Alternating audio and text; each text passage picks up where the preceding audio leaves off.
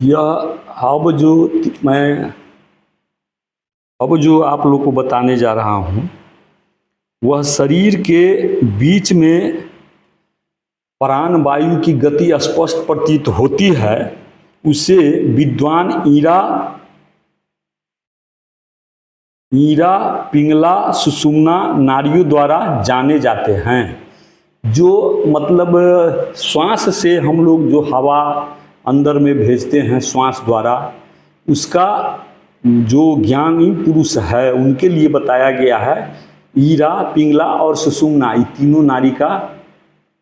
तीनों नाड़ी से ही यह शरीर का प्राण वायु चलता है और बाहर आता है।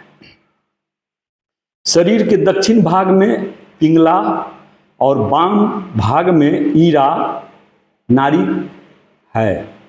ईरा बाएं फेरे और पिंगला दाहिने फेरे से रहती है। ईरा नाड़ी में चंद्रमा और पिंगला में सूर्य रहता है।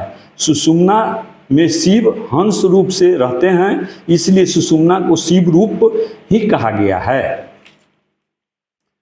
श्वास लेते समय सकार का और श्वास छोड़ते समय हकार का उच्चारण होता है। हकार का शिव रूप और सकार का शक्ति रूप कहा गया है। यह बहुत मार्मिक बात है, इसलिए यहीं से वैसे अगर कहिए तो जो हमारा आपका जीवन है यहीं से शुरुआत होता है। इसलिए दोस्तों, इस चीज़ को जो मैं पार्ट बाई पार्ट करके रख रहा हूँ उसको आप लोग ध्यान से सुनेंगे और ध्यान से समझेंगे, ताकि आप लोग को भी भविष्य अच्छा और उज्जवल हो। अंत में आदमी को वही करना पड़ता है जो सच्चाई है। झूठाई तो आपको बस ये नाटक है। जैसे फिल्म दुनिया बना हुआ है वह थोड़ा देर के लिए है, लेकिन सच्चाई जो है आपको अंतों अंत तक साथ रहेगा। इसलिए कोशिश कीजिए अच्छे चीज़ को अध्ययन करना, बुरे पर उतना ध्यान नहीं दीजिए। अच्छे चीज़ को जितना अध्ययन कीजिएगा उतना ही आपको वो अंतों अंत तक वही काम करेगा।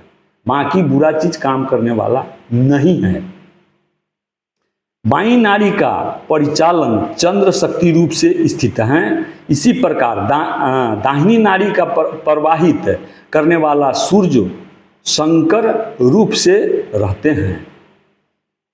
विद्वान लोग द्वारा सकार युक्त बाएं स्वर में जो दान दिया जाता है उससे इस मृत लोक में कोटि गुणित फल प्राप्त होता है।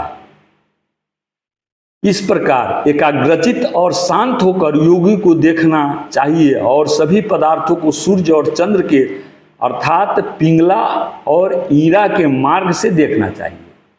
अब इसमें भगवान कहते हैं कि यह दो जो रूप बनाया गया है, तीन, ईंगला पिंगला सुषुम्ना, ईरा नाड़ी पिंगला नाड़ी और सुषुम्ना नाड़ी, ये तीनों नाड़ी का जो भेद बताए हैं शिव जी, उन्होंने यही कहे हैं कि दान देते समय, कहीं यात्रा करते समय, अच्छे काम करते समय, बुरा काम करते समय इस नाड़ी का भेद जानना जरूरी है कि इसमें कौन सा नाड़ी हमारा एक्टिव है। इस नाड़ी में आपको 1 घंटा के लमसम मानिए एक नाड़ी एक्टिव होता है और फिर उस समय बीच में सुषुम्ना चलता है। फिर थोड़ा ही देर सुषुम्ना चलने के बाद फिर दाईं नाड़ी शुरू होता है। दाईं से बाईं, दाईं से बाईं, बाईं से दाईं, इसी तरीका से यह नाड़ी का परिचालन है। और इस नाड़ी का परिचालन में आपको ज्ञान करना पड़ेगा और इस माध्यम से हम आप लोग को ज्ञान देंगे कि आप कैसे समझेंगे कि हमारा कौन सा नाड़ी किस समय एक्टिव है, चल रहा है, कौन सा नाड़ी अभी सोया है। उस नाड़ी में आपको अच्छा बुरा कर्म का भेद भी बताएंगे। जो जैसे पार्ट बाई पार्ट में वीडियो डालता हूँ उसमें केवल यही रहेगा।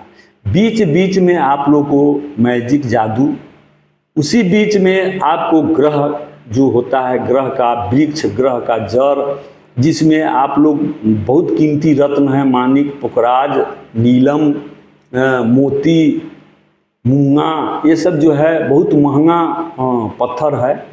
और उसमें सस्ता के लिए आपको 9 ग्रह का जो 9 पौधा होता है, उस पौधा के द्वारा भी हम आपको बताएंगे किस ग्रह में कौन सा पौधा का जड़ किस समय आप धारण कर लीजिएगा, जिससे आपको परिवार सुख शांति और अच्छा रहे। आपको कौन सा ग्रह का उच्च दशा में है, उस दशा में आप अगर उस जड़ का अगर धारण कीजिएगा तो आपको निश्चित है कि वह ग्रह शांति हो जाएंगे।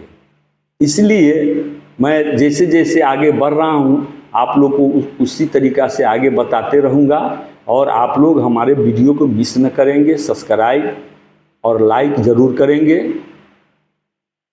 जय गुरुदेव, जय भारत, जय मिथिला नगरी।